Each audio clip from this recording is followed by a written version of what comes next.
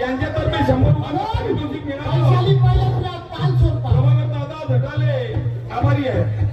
काय तर म्हणजे तुझं ढोलक कुठे, तुझं बोलणं कुठे, तुझा कारभार कुठे?